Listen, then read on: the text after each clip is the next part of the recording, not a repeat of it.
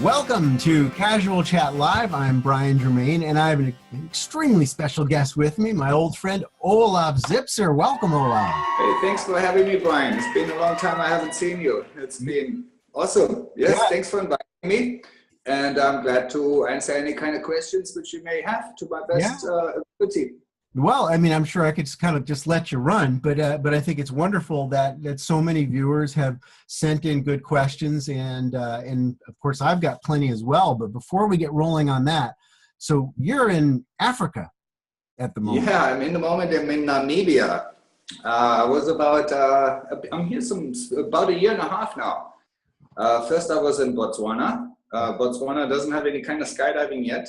Yeah. And I was invited to become the national trainer of Botswana, new possible future teams, as they opened up a federation. Spent 10 months in the jungle, or in the bush, they call it, with the elephants in a beautiful place called Maun. It's in the Okobanga Delta. Yeah. Fantastic place. I wanted to make a little skydive safari idea there. Small drop zone, more like cool, really adventurous flying, not so much on quantity, more on happiness and adventure. Nice. But sadly, politic-wise, here in Africa, everything is a bit difficult. Yeah. And then one of the federation guys just recently passed away, Mr. Sarai. So that all didn't help. So I came to Namibia. Here, there is already an existing nice drop zone here in Schwachenmund. That's right on the ocean of the Atlantic. It's an old German town, basically. Many German migrants came here in the beginning of 1900. So many people speak German here, and it looks like good German. The houses are nice, everything is clean, it's pretty organized. Yeah, and they have a nice little skydiving place here, which we now want to make that one. I joined them instead of make my own thing. It was too difficult. I was too ambitious. Yes. But hey, dream big and maybe lose sometime. But try again all the time, and always have a new idea. Yes. And my dream is to follow my dream. That's my dream. I have a dream. My dream, as you know, is free flying, and I love to teach it. And I actually really love the begin of making a drop zone. Yeah. Not so much when the drop zone is commercial and as big as in Arizona or some in Florida, as we all know. That is a nice drop zone for training, but it actually loses some of the original beautiful vibe of skydiving community. And on smaller drop zones, I find that. And here we have it. Yeah. It's nice. Yeah, you mentioned something that really hits with me is this process, this idea that comes to us in the form of kind of this emotional experience, and it doesn't exist yet in physical form. And having the guts, having the balls to just say, I'm going to invest myself in this. It might not happen, but I know it's definitely not going to happen if I don't sort of, hang it out in the breeze and try. Hey, I believe we all have only one life, and maybe that's not true according to other people's belief, but this one for sure we have right now. Yeah. So might as well use it right now and maybe hope for the best later, or whatever the other ideas are with afterlife. But this one is for sure right now feels real, even if it may be an animation, illusion, or we're living in the hologram, whatever, it feels real. So make it real for yourself. That's what I think is what I can get out of my life the best, and I can suggest that to others also. Follow your dreams and don't give up too early. Yes. Yeah, it hurts sometimes to fall down, but we fall down to learn to get back up, and the more we fall down, the easier it is to sprint away after. Yeah, I think so. I mean, is it really falling if you're continuing your forward progress, if you're continuing to dream, as you say, and it's an attitude idea, You can see falling as bad because maybe you got a little hurt or embarrassed that you were not first on the goal line, or maybe even make it. But you can also see the same falling as good because it will probably help you not to fall later on so quickly. You learn more and more and more, and maybe, hopefully, something here and there gets stuck, and we learn out of our mistakes. Yeah, I think that's the word.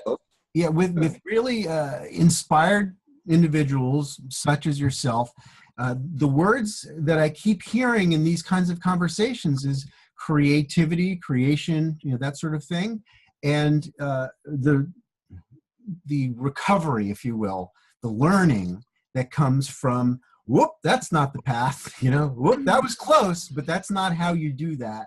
Now I know how to do that a little bit better through this thing that some would call failure, and I just call more learning. Yeah, and there's maybe another option too. Not everything which doesn't work actually was a failure. Maybe sometimes it's just a bad moment and a bad time and the wrong place. Yeah. Too ambitious for one of your side goals, Mm-hmm. Clever would be to have a win-win situation for your own goals at all times. Yeah.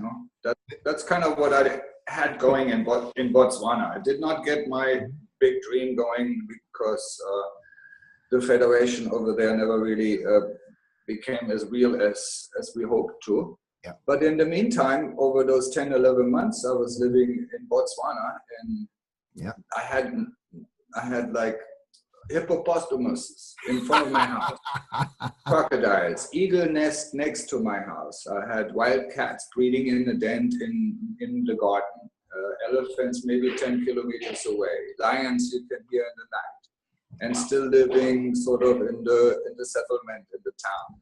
Yeah. It was adventure pure. So yeah, it was sad that the one goal did not happen, but the other goal in the same time, living on beautiful Earth and discovering different cultures and of course different wildlife scenarios. Yeah.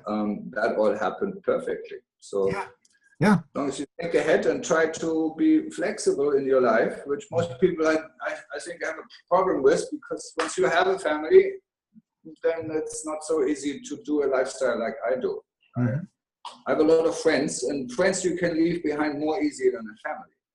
Make new friends somewhere, but you can't make always a new family somewhere. Yeah. Shouldn't. Well, and I've always found that the old friends, the people that know us over many, many years, and they get to see us change in external structures, but they know who we really, really are. This is of huge value. And to me, these loving relationships over long periods of time with our friendships and family, to me, this is just as valuable as a marriage.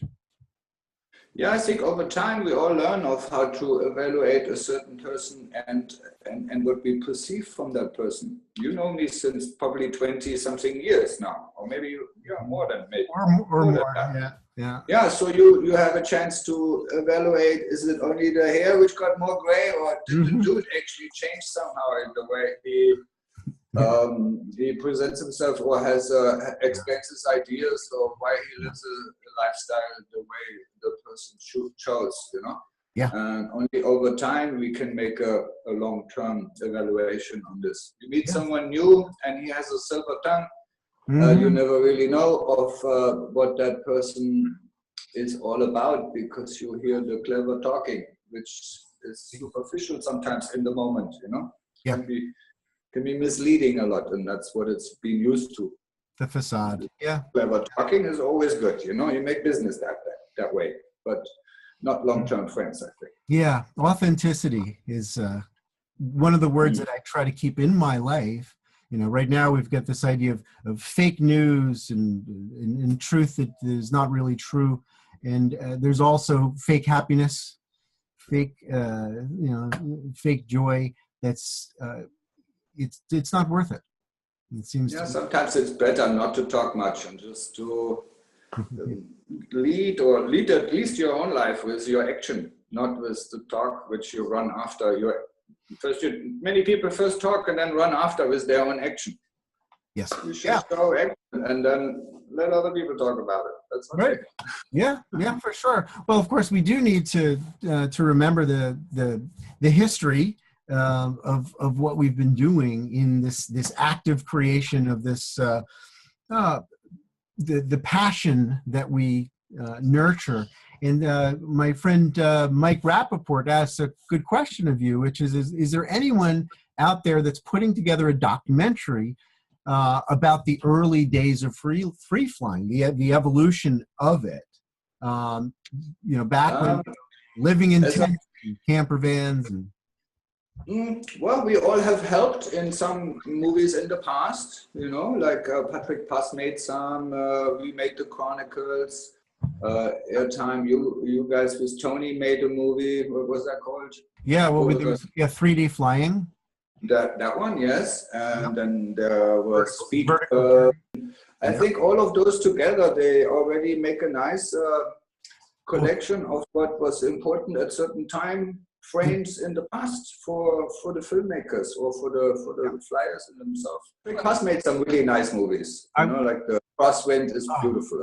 Absolutely. The cinematography in the air. But I think what Mike is getting at is not just what we did up there, because there's footage of, you know, the earliest stuff way, way back.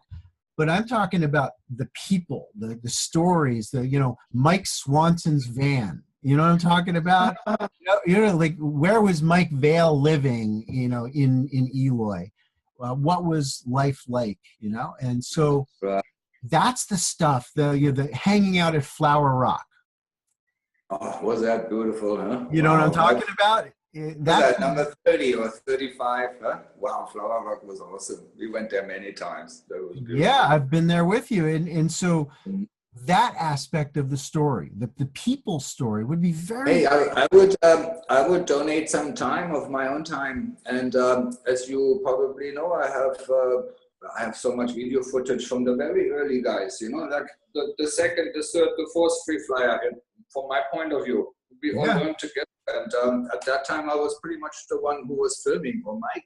So we collected all of this. Hopefully it's still good. It's stored away in boxes and many different formats of videotapes, which I don't even know how to play these days anymore, you know. As you know, I started with the C-tape. You know the C-tape? Yeah. Like a VHS tape, but much smaller, but the same size of tape is in the C-tape. I had my recording device on the belly. Well, you and Mike Vale were the first people I ever saw that was actually recording mini DV. And yeah, we were very quickly. The DV, actually, we were already in Arizona. We got, I think the first DV tapes, we had like 3 cameras coming in one morning. And we took them all into the plane while we were already on the load. One second.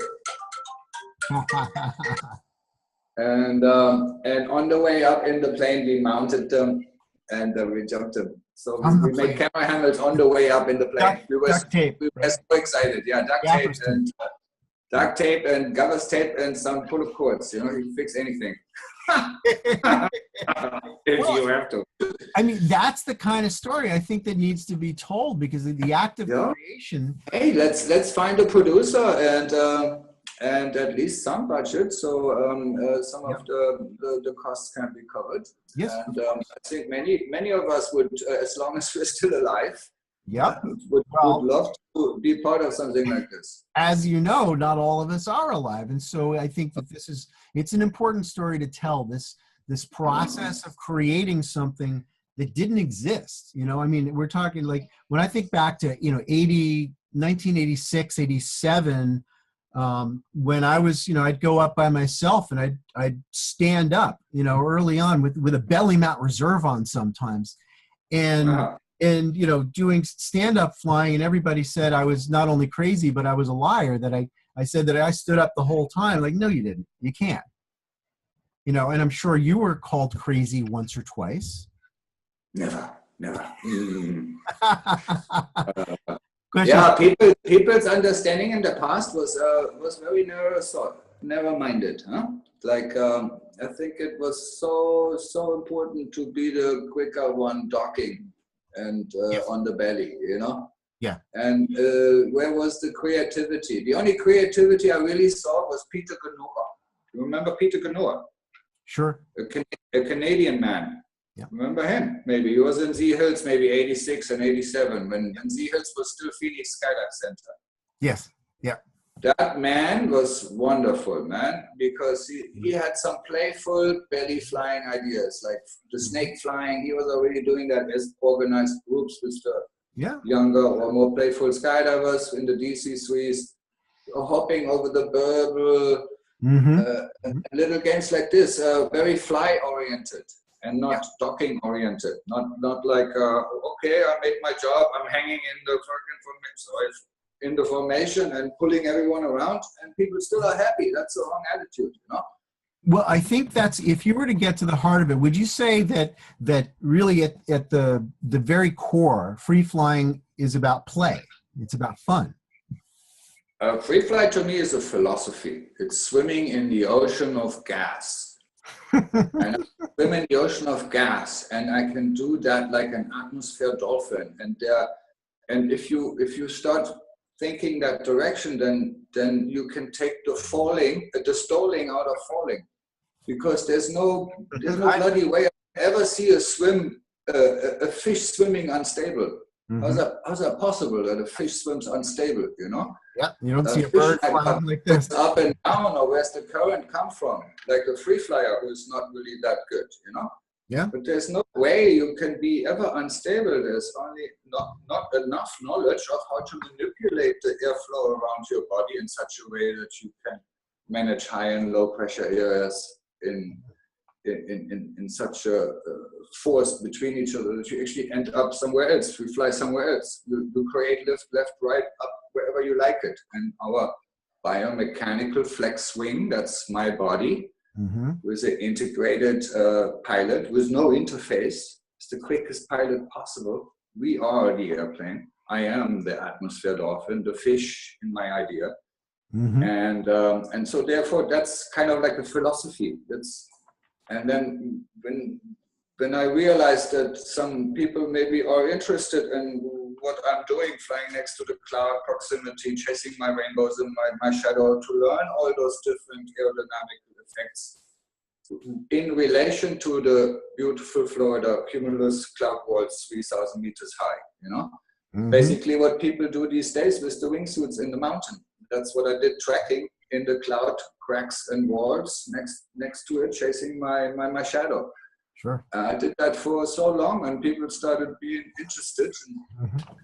And then it became, I made a sport sort of out of it, because that was the only way I could find out of how to transmit or give an idea of what my philosophy is, which now is better than then.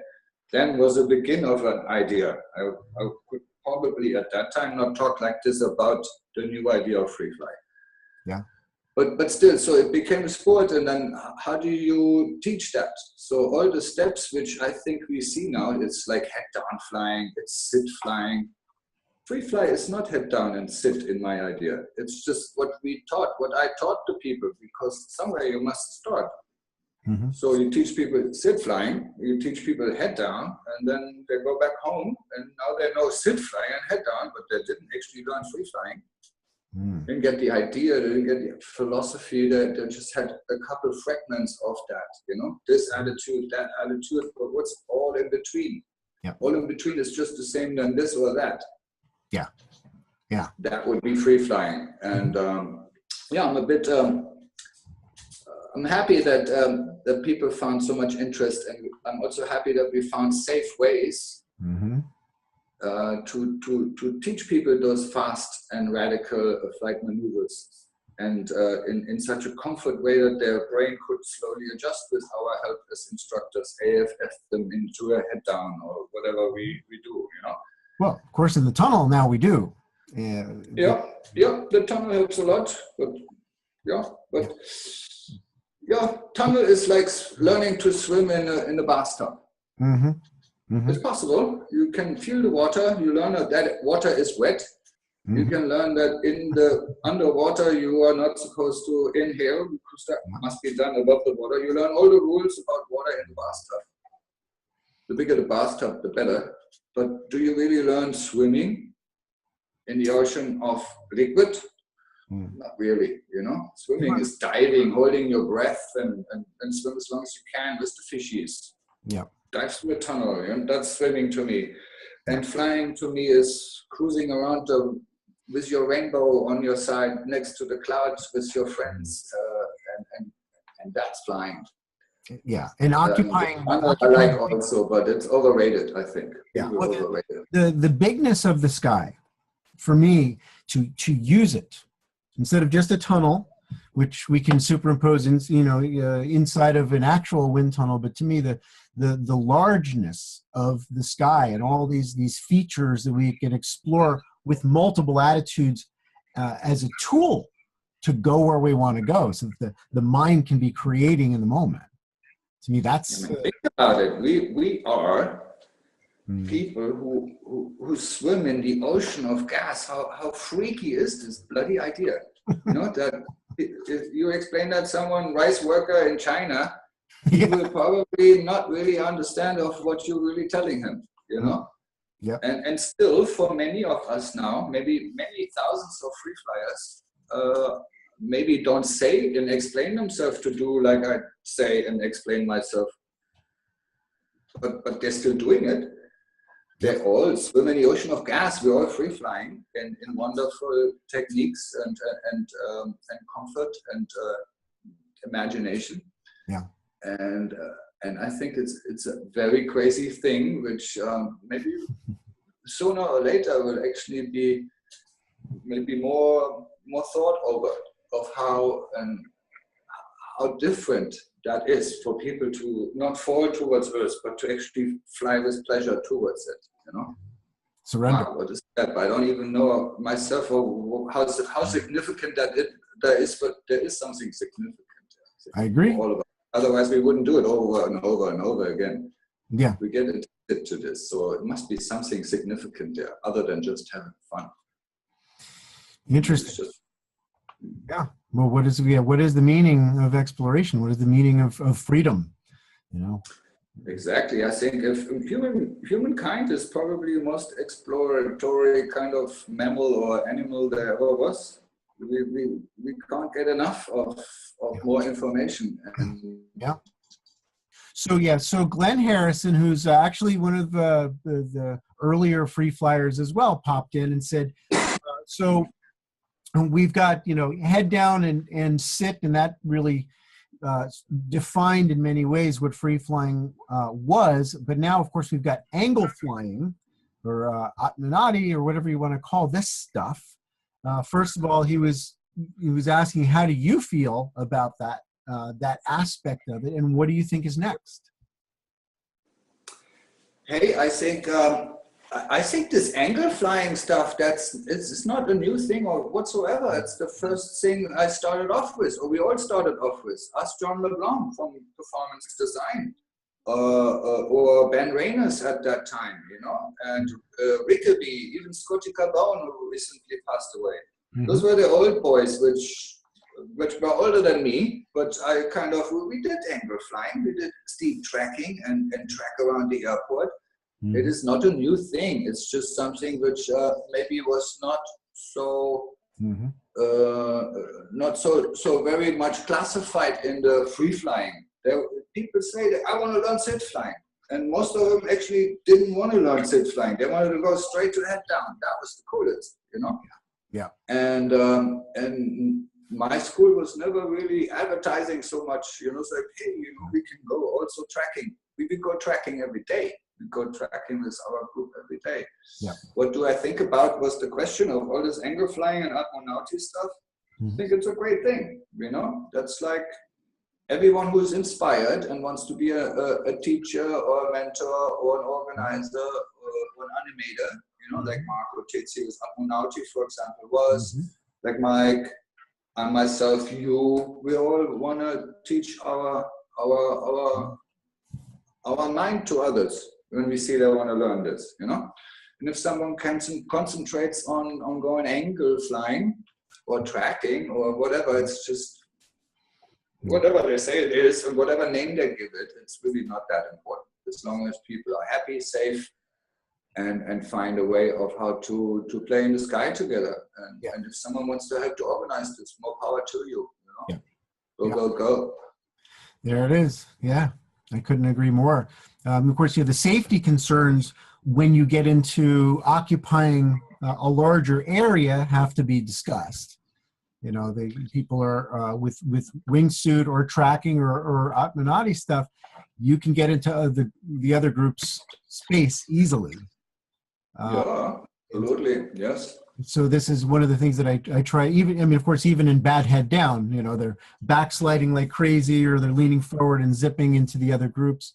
That's one of the things which comes with flying free flying, whatever, you know. It's like also, it's not falling straight towards Earth anymore with no control, or shift yourself left and right, you know. It's actually navigation. We can fly 1-to-1, or with the wingsuit 1-to-3, or whatever the numbers are right now. That's even quite better now. Yeah. Imagine this: you can fly 4 kilometers this way or that way, and that's 8 kilometers difference. So somewhere in between, any dude can be. And if I don't know where they are, or they don't know where I am, then still we have a huge space where we probably miss each other. Yeah. But as we know, sometimes people have not missed each other, you know. Yeah. I've got a nice, I just remember something. In Zephyr Hills, we had, in the 80s, there was so many people, hundreds and hundreds of people came there for the Easter or Turkey boogie or something. Oh, yeah. We had like 3 or 4 DC-3s running sometimes.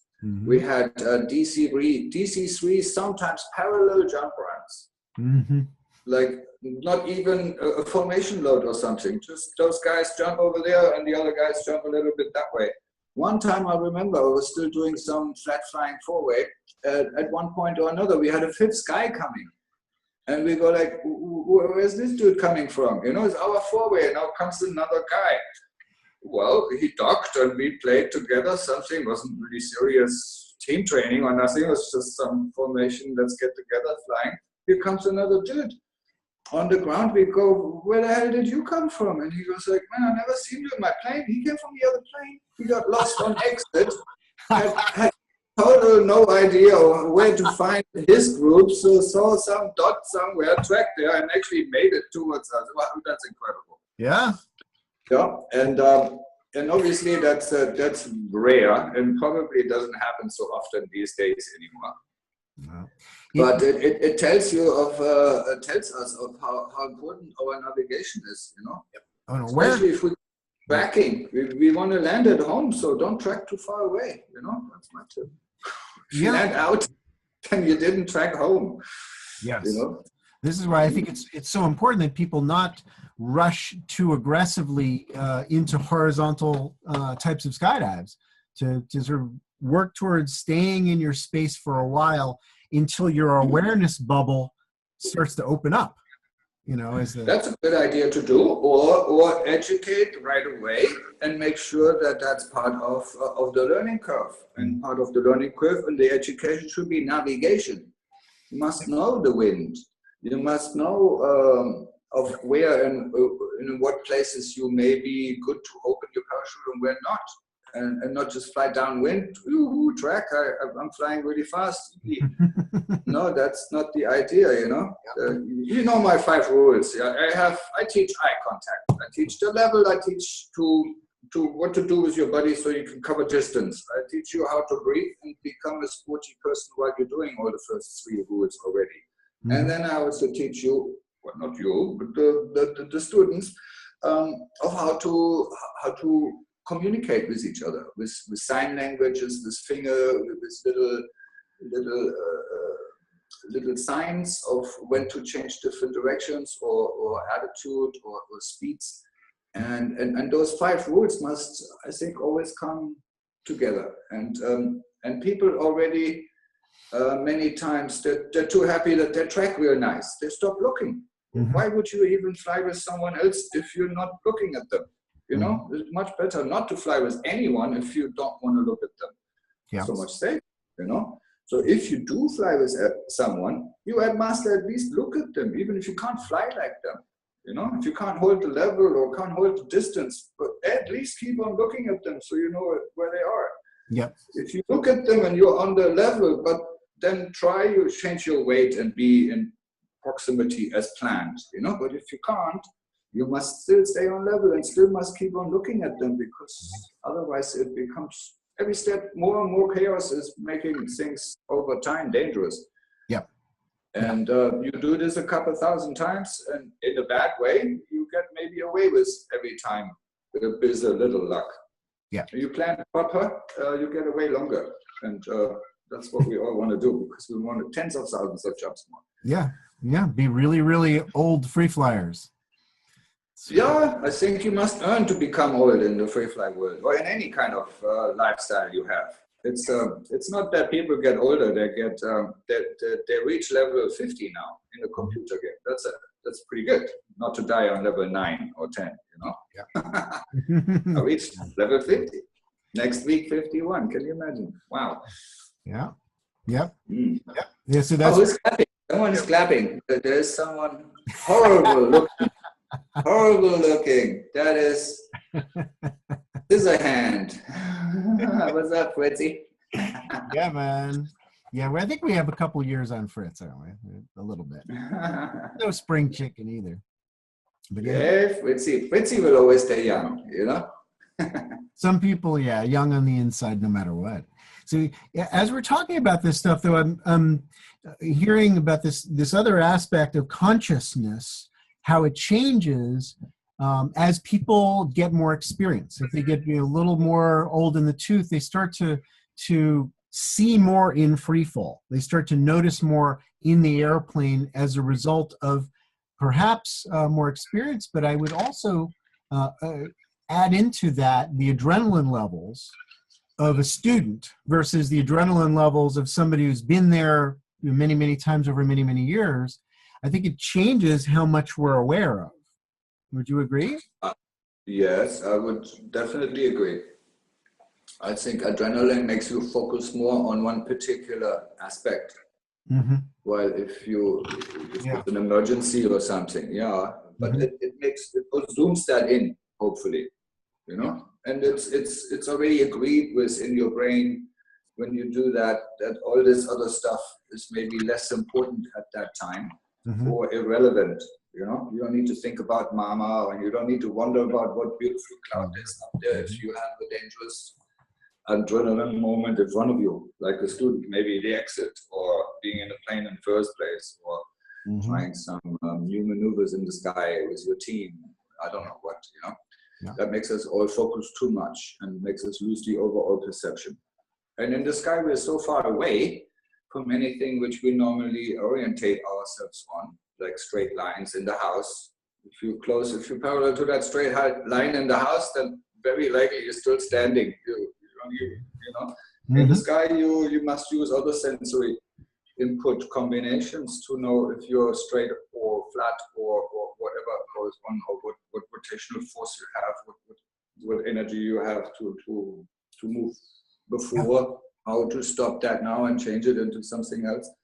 Mm-hmm. That cannot really be done by visuals all the time. So, yeah. And the more you are less adrenaline affected, maybe, Mm-hmm. the more you can make a cocktail out of all your sensory input and and tap in a little help from each, you know, maybe the eyes, maybe the feeling, or maybe the sound even, you know. Synesthesia. Yeah. I love how because this is exactly what brain science is suggesting this as well. I mean, there's actual brain science now to support what you've realized through your own experience, is that when people are sort of calmer and more kind of fascinated, joyfully excited, as opposed to terrified and fixated, which it's not the same thing. The brain is literally not using resources when you're too afraid. It's not using the prefrontal cortex anymore. Well, I think that's, we're very lucky. We have, to my knowledge, we have sort of a new brain and an old brain. And the old brain is pretty much what all mammals started off with, you know, and maybe the new brain that we have more than they have. But anyhow, it's the old brain's duty to make that organism, that mammal, stay alive. That's why we breathe, we blink our eyes, we have the baby grabbing instinct and things like this. And it's supposed to be like this. When we fall from a tree, what we do, we tense up, we roll together, and we hope we bounce without much problem after. You know, that's an instinct which is probably millions and millions of years already stored in the old brain. And the words I use are for sure not right, but the idea is, at least, I'll try to give around, you know, it's like to break that habit, to break that fear level, to break that instinct in the student. It's like breaking a horse, sort of. You know, you have to, that person who wants to learn to free fly or be in that medium in a nice way must break his own instincts, must override them, must reboot that, you know, and switch that into not adrenaline fear, focus forward, but into happiness overall, and use all sensory input, because that's what you need in this new medium. Where you don't have straight lines and anything to relate to. Yeah. So, yeah, there it is. Adaptability, creativity in the moment.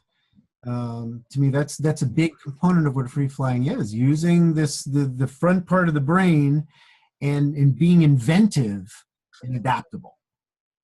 Playful, I think, you know. Kids are playful. They're not necessarily inventive. No kid says like, oh, I'm a great inventor, and tomorrow I invent something more because I was so great inventor yesterday. No. They just keep on playing, and if they come up with some stuff which is fun for them, maybe someone else goes like, wow, look at that, man. My kid made all this, you know, that's pretty inventive. Kid doesn't care, don't give a care, you know. Yeah. And I think grown-ups somehow lose that beauty of life, to see that attitude, to be a bit naive like that, you know. Yeah. We want.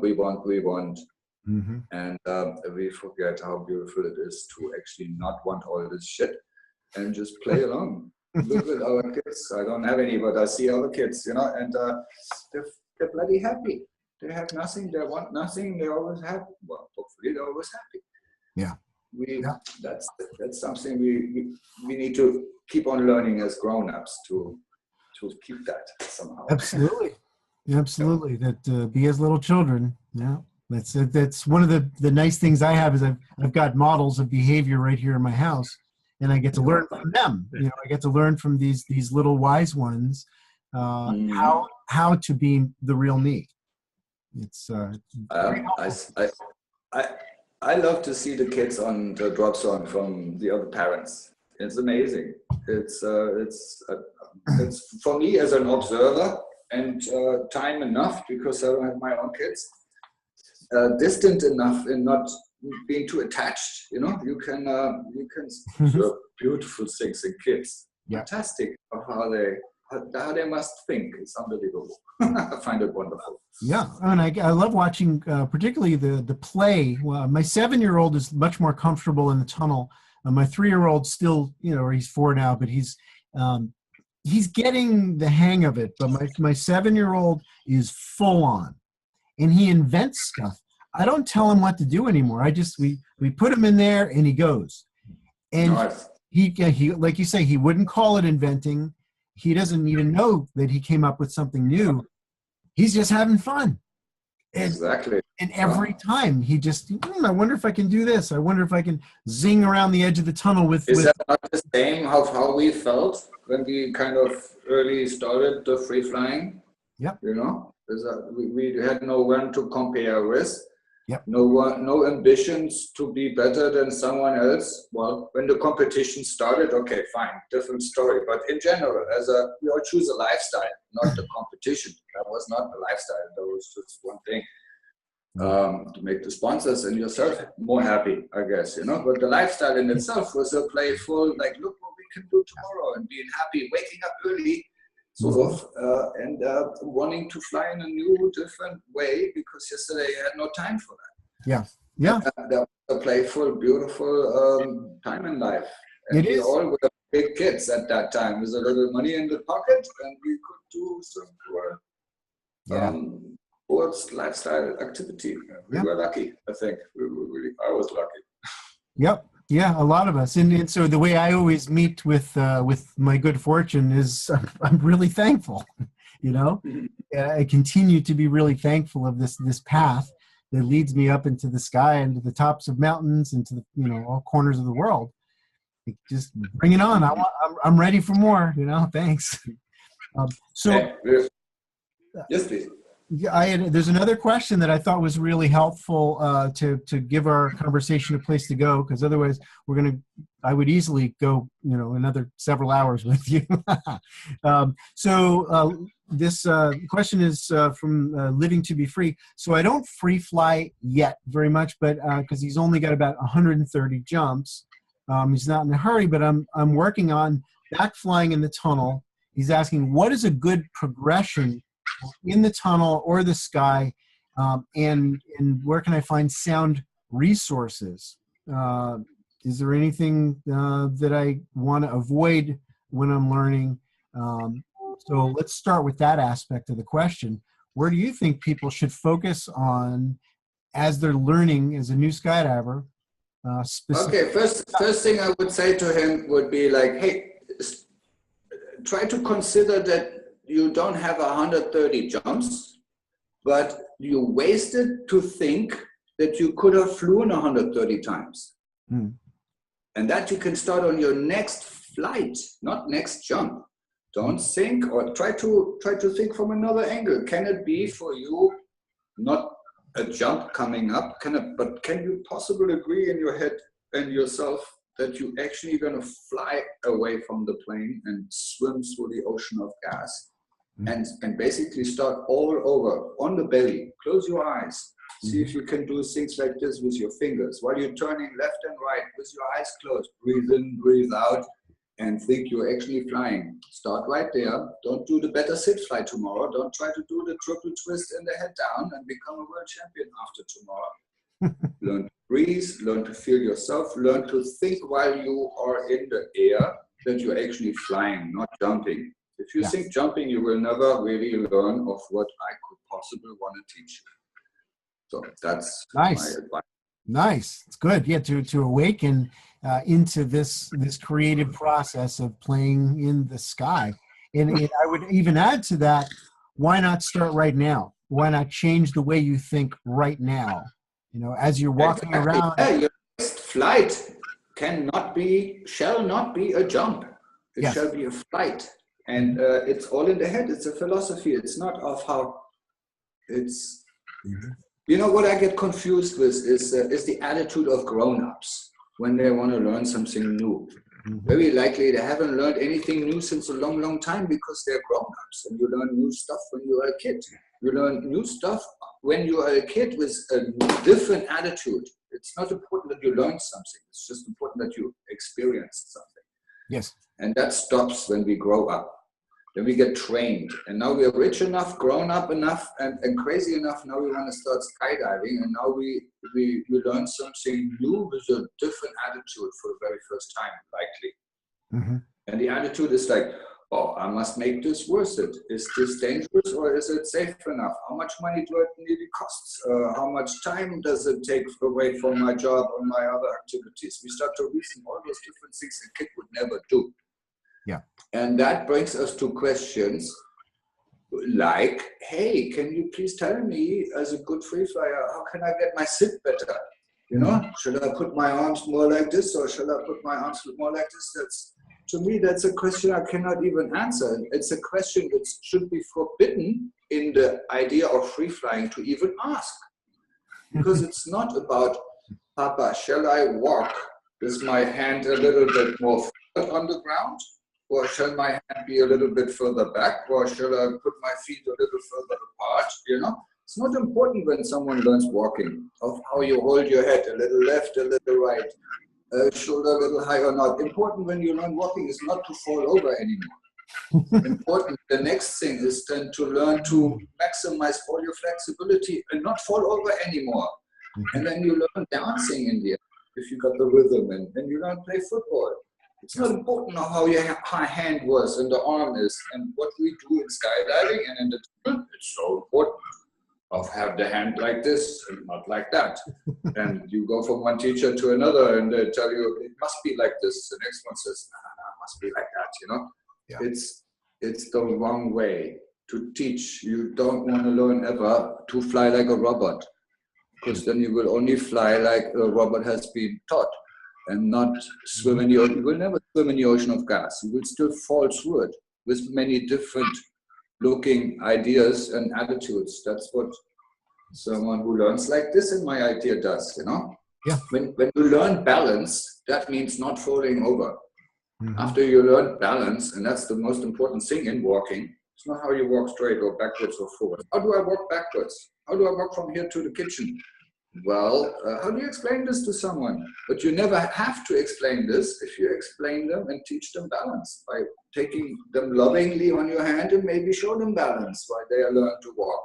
Or while we take them lovingly and helpfully in the sky, while we show them different attitudes in how they can fit themselves into this, you know? Yeah, yeah. And that's where everyone should learn to start. Think different, because with a different thinking, you can learn so much more efficient. Nice. Most people make their own learning curve so difficult because they're stubborn grown-ups and not playful kids. Yeah. I do believe that this calcification of adult role can be dissolved. I've done it. I've witnessed it. I keep doing it. So I haven't given up on the grown-ups. I just feel like we have a little bit more work to do in some ways to connect with our direct experience and work with this, sort of more global perspective of our bodies and of the wind. The trouble is the wind tunnel model, we have to admit, is very boxy. It's very robotic, as you say, for safety reasons. Of course, you have such a restricted little place. Yeah, yeah. And it hurts so much to go a little further than you have space in the tunnel. Yes. If you try to go a little bit further, it hurts so much. Yes, I know.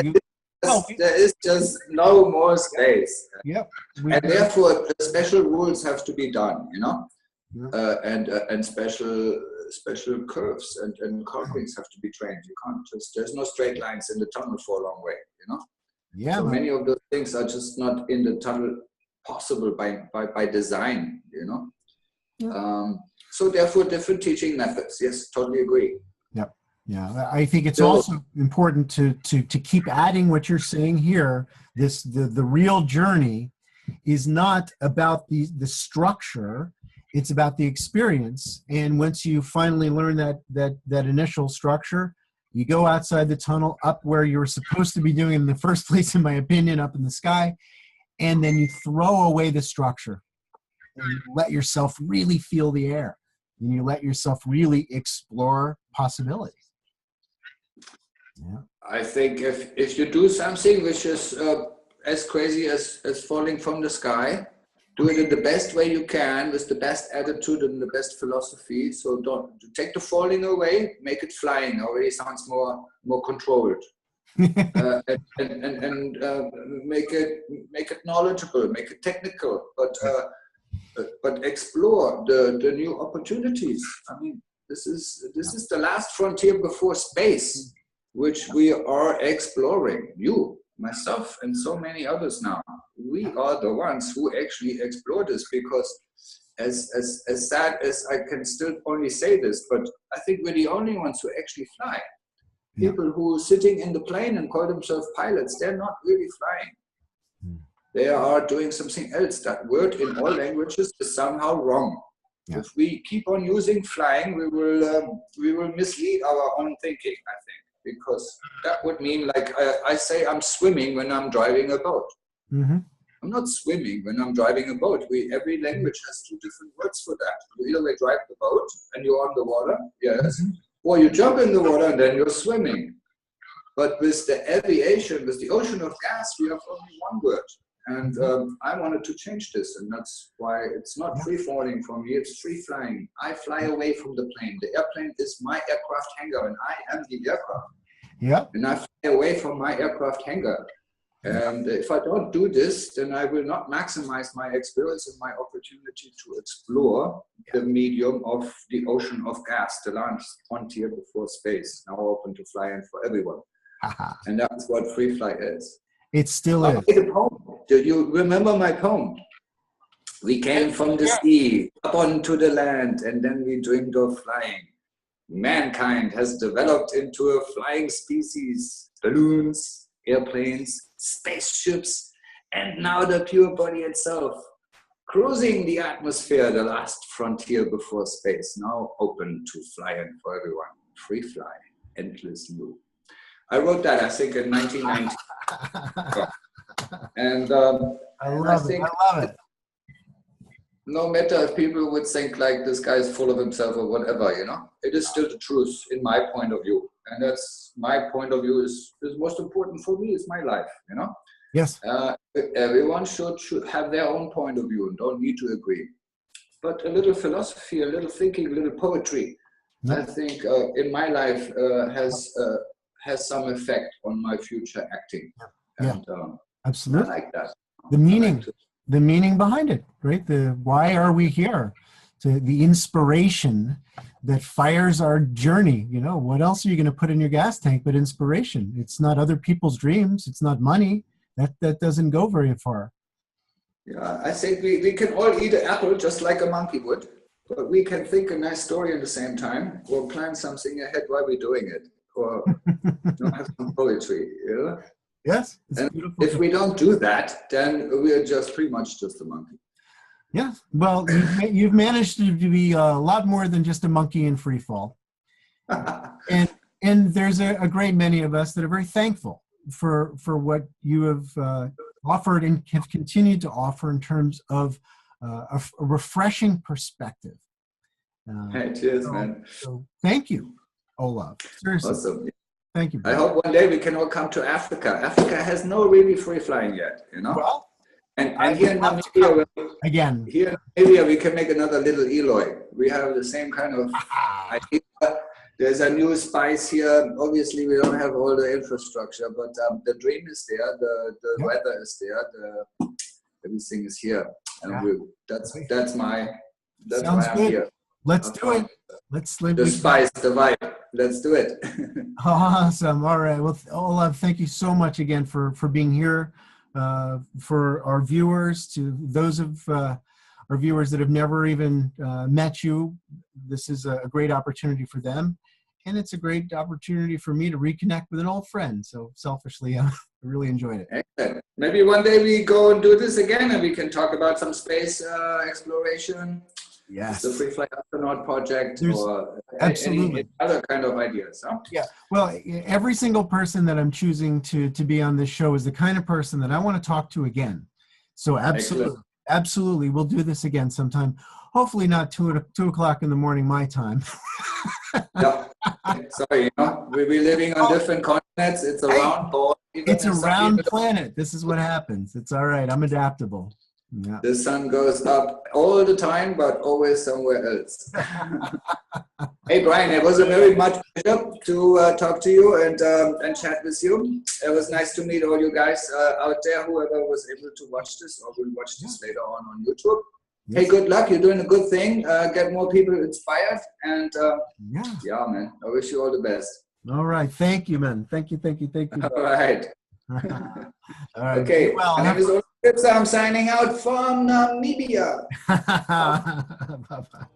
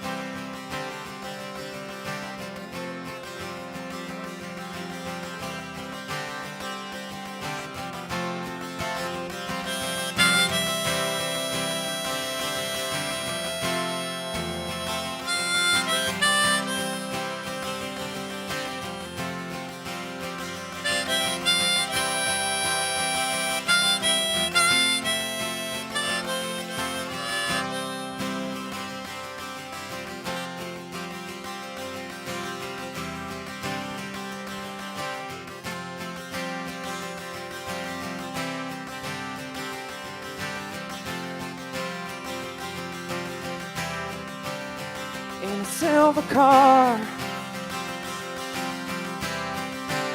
with a borrowed guitar,